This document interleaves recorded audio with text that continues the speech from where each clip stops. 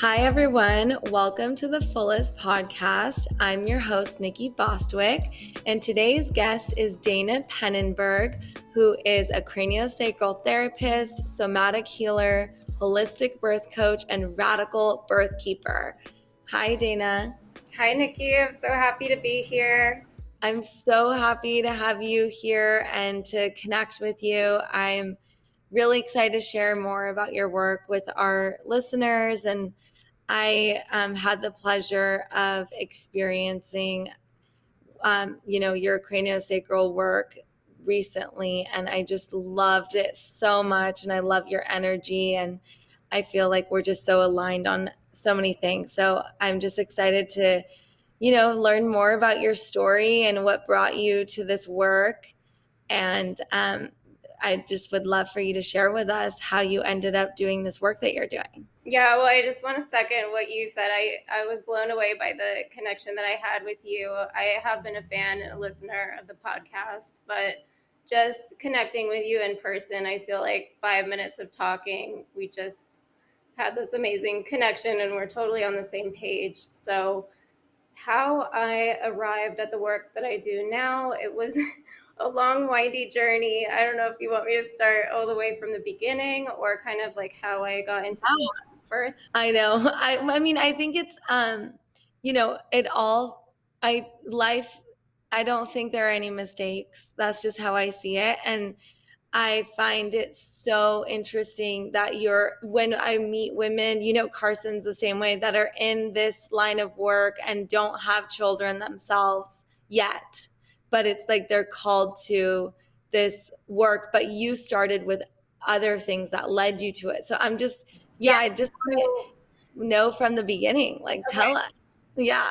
I mean, the beginning probably was my own birth, but then I went through a big healing journey through my teens and early 20s. I had a 12-year journey with chronic Lyme disease, and then it led me to the best of Eastern and holistic modalities. My dad's actually an orthopedic surgeon, and so I just tried everything, and it ultimately led me to my teachers and to pursue craniosacral work, and that it was this radical shift of what healing is when you stop trying to fix it or interfere with it or get in the way of it, that it's this beautiful, intelligent, emergent process. I want to interrupt you really quick because we've talked about healing so much on the podcast. And recently, when we had Zach Bush on, he was saying, like, healing is a spontaneous event. It can be a spontaneous event. And I think, just from what you just shared too, like this idea of like letting healing like just be and like letting go. That's kind of what I'm gathering from what you're saying of like, yeah, and it's not simply like just going hands off either. It's attunement, really. It's like just a deep listening and making relationship to the system so that it is seen and heard and that it can express what it knows how to do. That is, it's the healing expression. And what I actually found was that birth is almost exactly the same way. What happens when we stop interrupting it and interfering with it, and how do we hold it and attune to it, protect it so it can express its brilliance. So that's where the two kind of connect for me. But what actually led me to pursuing birth was, as I was practicing craniosacral, my clients on the table were unwinding patterns from their birth. It was kind of the source that I could go to unravel everything, all of the issues that were presenting in the present. And it was the missing link for healing for myself as well as many of my clients. And if they were struggling for a long time and patterns were repeating or they were hitting walls, we could always go back to the birth and see what initially happened. And then release the nervous system, unwind the shock, release the emotions, and make repair. That's so beautiful. Yeah, I've had that experience where I started working with someone on this level, and I thought that I had like healed so much of my own birth experience, but there were some details that were left out, and I noticed that that same patterning ended up happening with my birth with my daughter, and it was just like so crazy. So I'm curious, how does like healing happen when we, like you were saying, you finally kind of become aware of this pattern, right? And then like how does that look? And within a session context? Yeah, like within a session or just like healing these ancestral patterns, right? Like what Yeah. is it? You become aware and then you're in session and it just like, how do you stop it? You know, how do you know that it's healed, right? Well, I think healing is happening all the time, and we're always in a growth process. We're always evolving. And so, I don't know if this is the best analogy, but it's kind of like a tree. Like if we're expanding branches up here, we want to widen the roots down here. We want to collect and integrate at the beginning so that we can be resourced to move forward. And so that's kind of how, in my experience, the birth healing happens, that there are so many layers to it. It's not just like you go in and you do one session on the birth. It's our patterning is alive all the time. And there are many layers, there may be many layers to it. And so my goal really with my work is to help my clients master the birth process, because birth is the path to transformation, and the energetics of birth move us forward in our life. And so back to your question, so what happens? I become aware of the patterns. Yeah, that's always the first step. And then talking through it, there can be verbal processing, and then finding how it's living in your body. You can track through sensation, as well as some of the hands-on work that will allow the nervous system to release it. And craniosacral, it allows a process of healing called unwinding. And so the body will start to release. And so sometimes, a client will say they'll feel the place where the forceps were on their head. And so the pain will come through, and then we'll just kind of hold space for it, and, hold space for any associated emotions or any beliefs that they formed about themselves, because birth is always existential. And we, even though we're pre-verbal, we make meaning out of what happened. So there are like so many different scenarios, obviously, that happen in birth. And I completely agree with you. I see how it has translated with my own children and myself and my siblings. And even, for me specifically, I was vacuumed out of my mother. Okay. And so I have this like, I 100% believe that I like came into this world having this feeling of like not being able to do things by myself. Okay. Yeah, I You do know? hear that a lot. Yeah, and that's something that I'm totally working through ever since I've been able to kind of identify that. And I've identified how it's, made its way into my life and how I'm like breaking the pattern now, Beautiful. Yes. which is really exciting. Yeah. But I feel like I'm just, yeah, I don't know. I think it'd be really interesting for people to maybe like we can start with what is a radical birth keeper. You kind of explain that, but maybe kind of go deeper into that. And then maybe some simple like explanations of certain birth events that happen and how they translate into people's lives. Like for me, that's how it was for a girl that was like vacuumed out of her mom, right? Yes. There's, people that are C-section babies. There are people, and we all have these like characteristics that are probably more common among C-section children. It doesn't mean that it's like Yeah. yeah. And I feel like I'd love for you to also go into like this specifically because it pertains to me. But my son was induced with cytotech, and I just like breaks my heart but it just, that was his birth process. That's how he came into the world. But my water broke, and then he was induced with this basically an abortive pill. It's an abortion pill. Yeah. And yeah, and then like I needed to take it twice because it didn't work, but it was because they wanted me to have the baby within 24 hours and my contractions hadn't started. And then Why did they I put you on the clock like that? I don't know, because I was like at a hospital, even though I was trying to like do everything at home because my water broke Oh, early. it was because your water broke. Okay.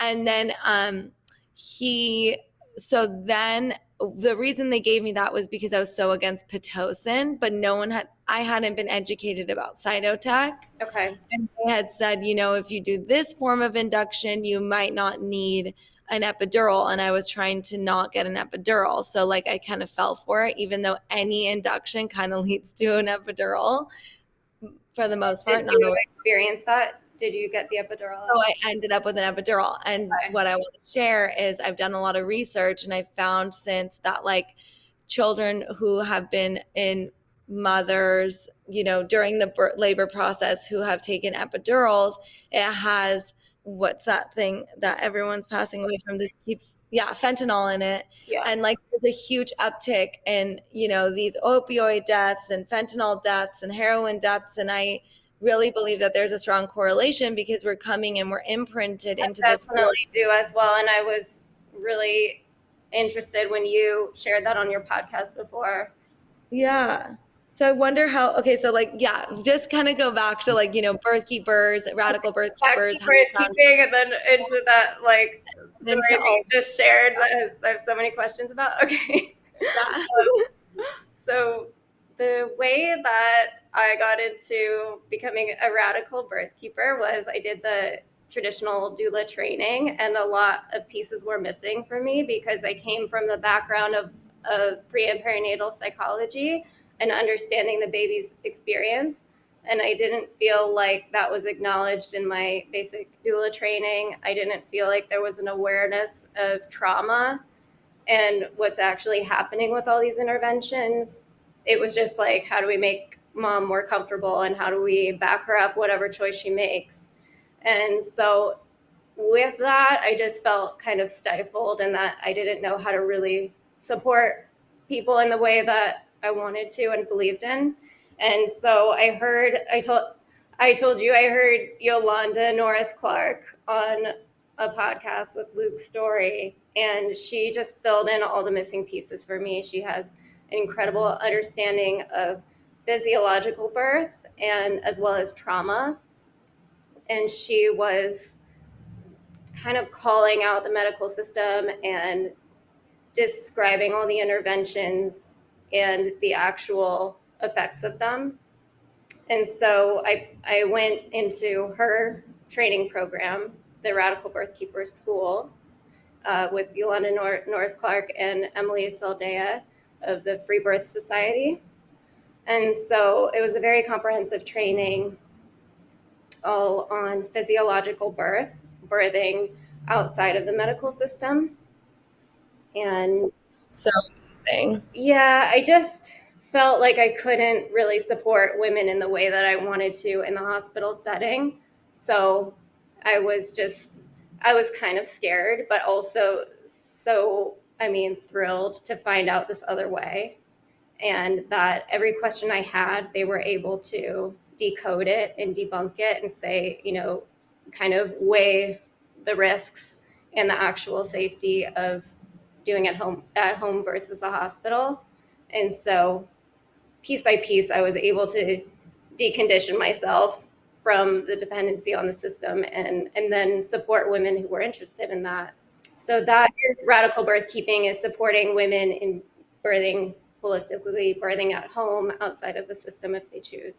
I love that. And then that's when you also had become aware of the patterning and the birth imprints, or like that was before. And okay. So I kind of came in already with the understanding of the baby's perspective. Yeah. And what I got from it was a deeper understanding of physiological birth. Okay. And how to support both mother and baby in that process, and understand that, in the hospital, there are all these rules and protocols, and what they tell you need, like they'll put you on a clock if your water breaks and Yeah. you have to induce, but can you choose to wait it out at home and just stay clean? Probably yes. Yeah.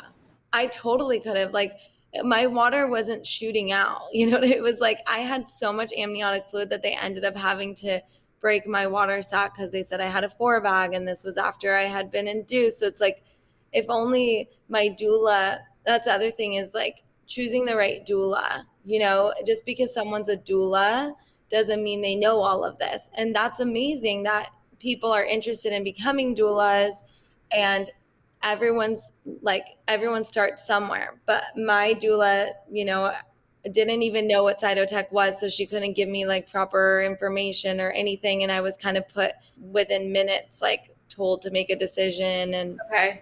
um, I didn't have any experience like in this world. Like, my world and my life completely changed when I became a mother, because I didn't know.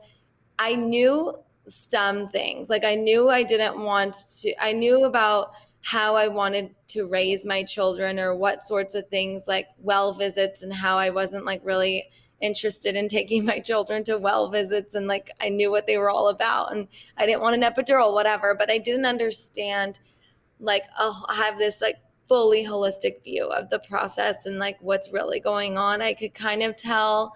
But that's why, like, I just am such a big fan of talking to women such as yourself, or other people that are really immersed in this, because there's so much information to share, and so many different perspectives, and so many things to really understand. And then also this idea of like surrendering, that like, yes, that at the end of the day, you can't, birth isn't something you can control, but you can come into it with some idea of, like what you said, protecting like the process. I don't know how you said it, like the way that healing and birth are like kind of one in the, it's so beautiful. And the difference between my birth with my son and my birth with my daughter is like so wild, because I was able to do it in my own environment, be in like the water where I personally feel very comfortable.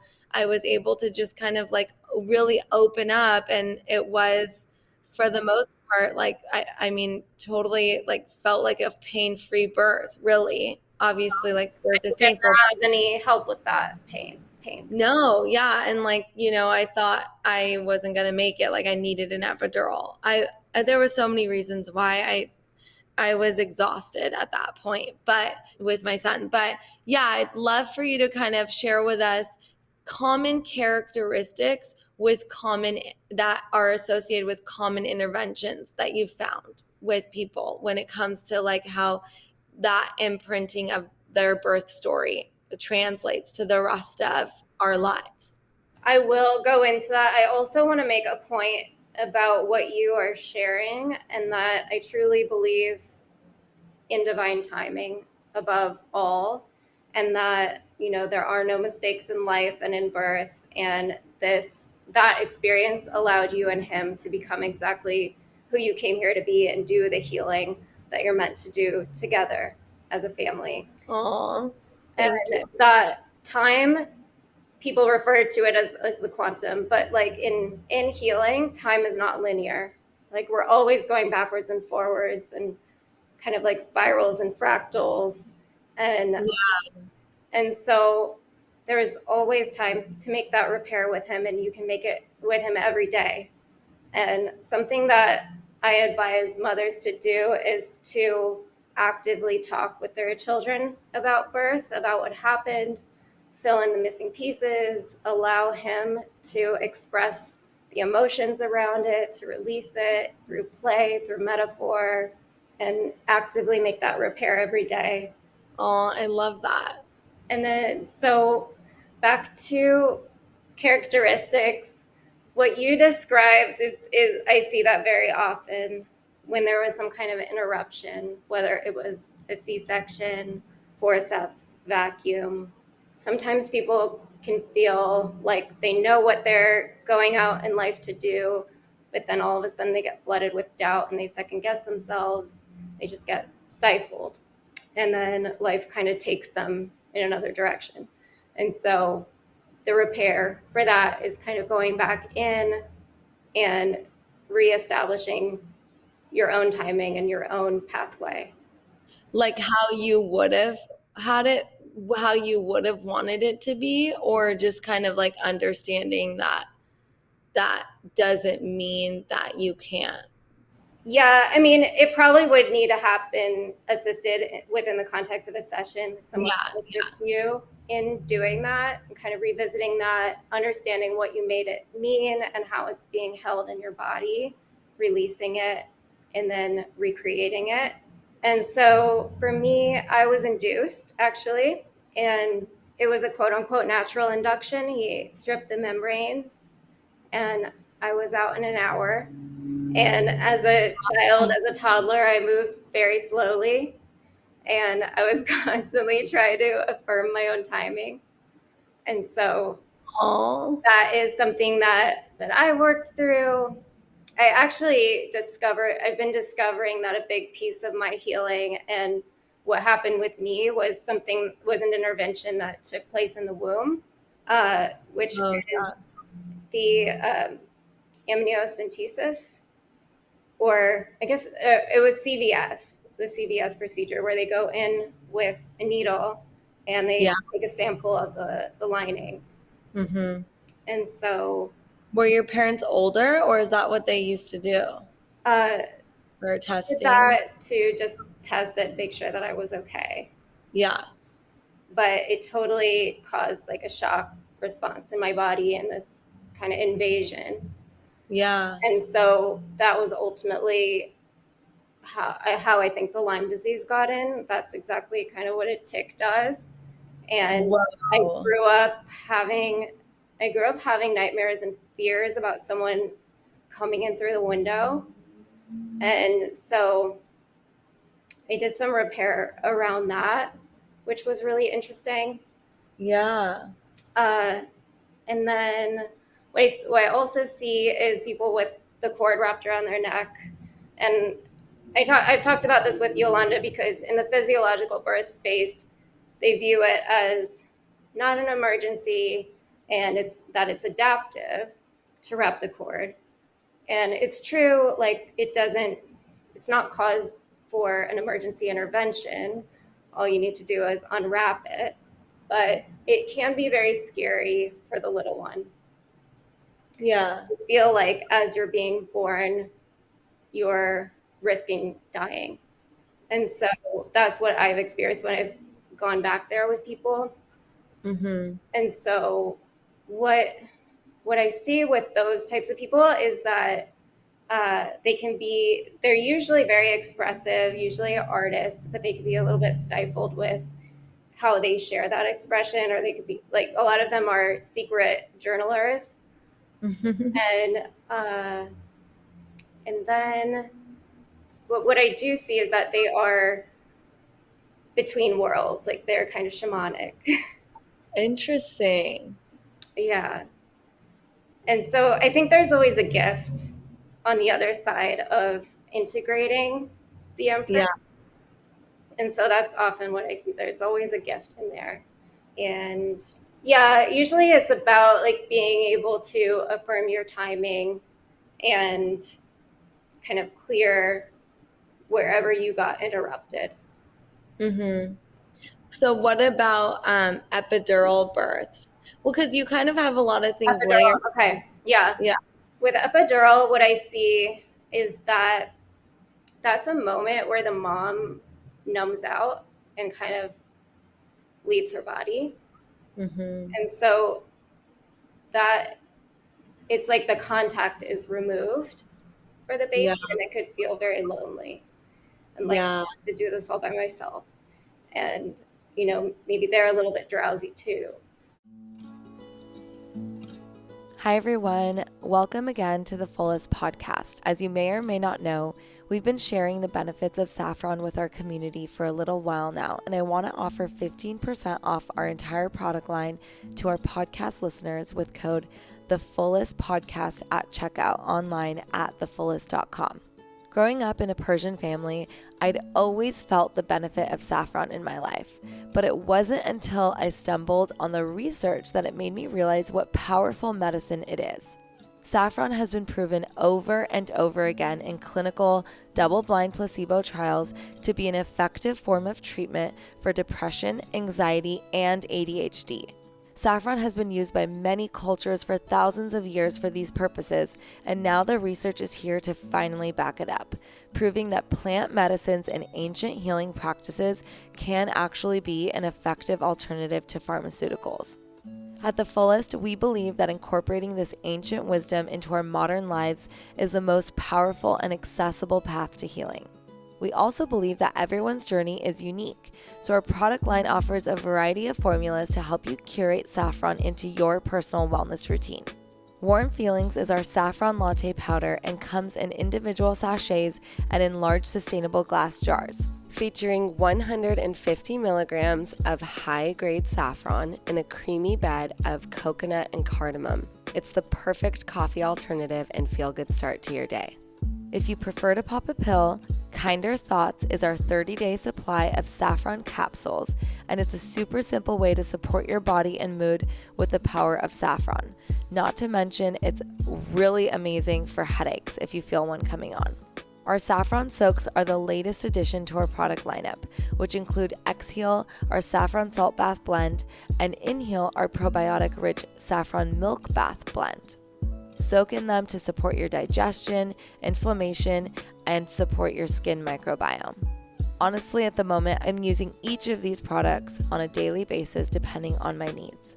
And to help you begin your saffron journey, we're offering a discount of 15% off just for our podcast listeners with code TheFullestPodcast at checkout. I hope you enjoy your new daily saffron ritual. Yeah, that makes so much sense. That's like, and that could translate to this feeling of like, why do people need to numb out, or what is it that they're trying to, what void are they trying to fill, like later on, Yeah. Or if numbing out was the way that you had contact. Yeah. And it's so individual. Like I can make these generalizations and I could say, like, generally this is what I see, or this is what this kind of person is, but it is always an individual. And you always have to kind of go in and see what emotions are involved here with this person, or what meaning did they make about this that then informed everything else in their life. Yeah, totally. Gosh, it's so interesting to talk about birth as of going back to the birth experience as a form of really healing our story, because once the idea like came into my mind, or I started talking to people about that who have experienced that, or work, such as yourself, do that sort of work, it just like makes so much sense. And it's just so beautiful to be able to share that with people, that there's this experience that you had that you probably have never thought about, or have just heard a story or two about and then kind of moved on. But there's so much unpacking and unwinding to do right there. And that usually it's like what people experience is that they have these repetitive dysfunctional cycles in their life, in moving out into the world in new ways or in relationships. And they're like, why does this keep happening? I'm not intentionally creating this. But then oftentimes we can go back to the birth and we can find out what we decided then, or what we made it mean when we get close to somebody, or when we expand into the world in a new way, and kind of what we had to do to survive in that initial experience, and then release it and repair, create that new story.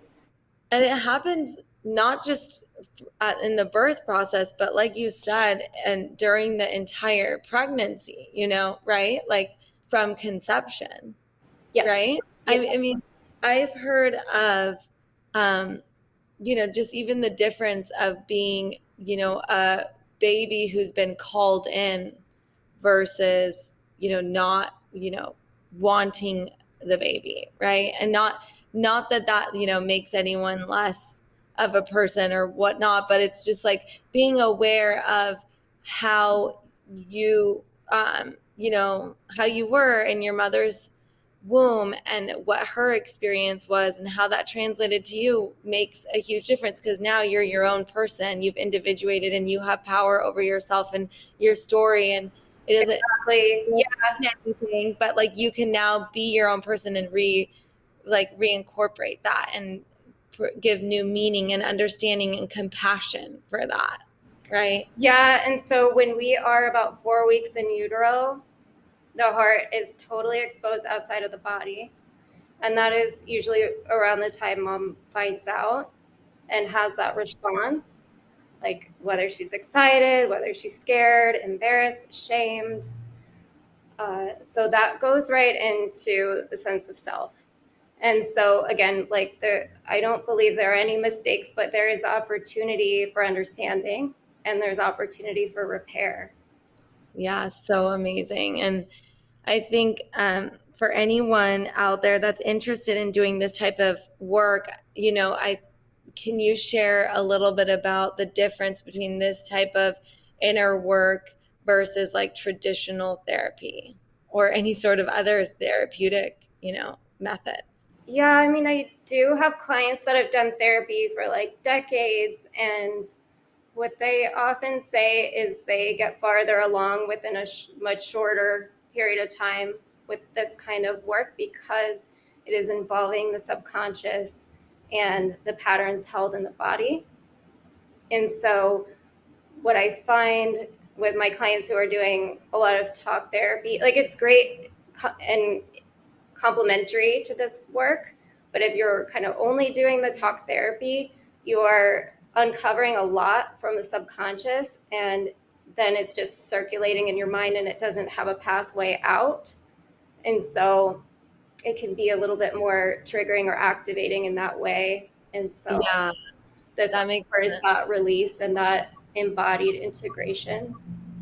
Yeah, because our emotions are held within our body. And so if we're just like, thinking it through, we're not releasing it necessarily. We're just reliving it, maybe. Or I also love what you said, and I find it so fascinating what you said about how your experience with Lyme and how it mirrored, your birth experience. So, like when you kind of put that together, how had you already healed from Lyme, or was that the moment where it was just kind of this aha moment for you? I was the kind of person that there was no treatment that ever worked for me. And I was really sick and I was terrified. I was in a constant state of survival. I didn't understand what was going on in my nervous system. And I tried everything, the things that worked for other people, they just didn't work for me. And it kept affirming this belief that something was wrong with me. And it wasn't until I started unwinding my nervous system and kind of, releasing the subconscious and emotional landscape that any treatment could work. And so that was when that revelation came, it was very powerful and everything made sense. And again, it's been such a layered process. Like I'm still unpacking layers of my birth, and I have a monthly group with a lot of the same women show up every time, and it's always open to new people. And I thought like, oh, is this going to be redundant that we're going to talk about our births every month? But all of us, because the topic is presented, like we're finding that there is always a new layer of the birth presenting as we're expanding into the next chapter of life. That's so awesome. So how does that work when women come as a group to do that? Is it more of a talking session, or are you also working on them? Well, I will do like a meditation and then give them some prompts to allow this stuff to come up. And Mhm. then I will go through them one by one and do some guided process in the body. Oh my gosh, that's amazing that you're doing this work, because there aren't many people out there that are doing this. So the other thing is like you could be doing this work and choosing to go to therapy, but then your therapist might be like, what the hell are you talking about? And not be aligned with like understanding, that it can be traced back to an experience that happened in the womb or whatever that might be. Yeah. Yeah, I think that's so, so cool that you were able to trace it back to that one test that was done, right? I love that you were able to become aware of that and then allow yourself to have these different healing modalities actually work on you. Like that's such a profound thing to put together. Yeah, and like energetically and emotionally then allow myself to even be open to support. And Yeah. things flowed much more easily after that. Yeah. Are there like specific events that can happen in the birth process that, like you said, like this one specifically, right? Or any other ones that make it so people are like not wanting, so maybe they want support, but they like can't seem like to allow it into their lives? Like I feel like that's a really interesting trait that I've noticed with people Um, recently. like I said, that pattern is pretty nuanced and specific, and it would be more like, yeah, because meaning that people make is so individual. We don't know, but I know when I went back there, I felt exactly what my body did, and it froze. And Yeah. so, like, if we're frozen or we're in shock, nothing can come in because we're not home. So, Yeah. but the other thing that you brought up that I wanted to kind of circle back to was that, a lot of people talk about being very empathetic and taking on other people's energy. And what I Mm-hmm. have found is that has its origins in the womb because we are undifferentiated from our mothers. We're basically swimming in her emotional waters. And Oh, so a lot of the work that I do is kind of going back there and finding out what the emotion was, and was that from, maybe it wasn't even yours, maybe it was mom's. Maybe she was scared or felt unsafe in her relationship or didn't feel totally supported and you took that on, or because your survival depends on her, you made an agreement to take care of her so that you would survive. And so, kind of going back and unpacking all of those layers, releasing them, and then affirming, like, kind of your own self in your own space again, that tends to clear a lot of that oversensitivity. And mm-hmm. I hear back from my clients that they have a completely different relationship with their mothers, or there's much more ease. Yeah, I've definitely experienced that. What about healing? So, healing your own birth, but then going on to heal, like, for example, my birth with my son or my birth with my daughter, like, how does that translate to them? Because I've heard that if you do the work, it releases the past, your ancestors, as well as, the generations moving forward. And like you were saying, Yeah. every day could be an experience where we're actively like healing or talking about it or opening up that, making that repair. When it comes specifically to my son or my daughter. But what Absolutely. does that look like? Yeah, when you're doing the work and how that translates. Well, your children, especially when they're babies, they're still living in your energy field. And so when you do the repair and you open that space in your body and your field, it will ripple, and like they'll have a matching response to it, I believe. Or it will be easier for them to release that as well. And they have discovered that we have 14 generations in our DNA. So I do believe that as well, that when we release something from the lineage, that it has that ripple effect, 14 generations behind us and in front of us. Wow. That's amazing. I hadn't heard that before. They How used do to they say 7, but then they found out it was 14. Yeah. Wow. That's amazing. Well, I really appreciate you sharing with us all about this beautiful work that you're doing and sharing and opening people up to new perspectives and what it can mean to heal. And I am a huge fan again, and I love your energy, and I'm excited to hopefully attend one of your circles soon. Every time you send it, I'm like, I need to go. Oh, I would love to have you, and it's been such a pleasure. Thank you so much, Nikki. Thank you. And please share with us how people can connect with you.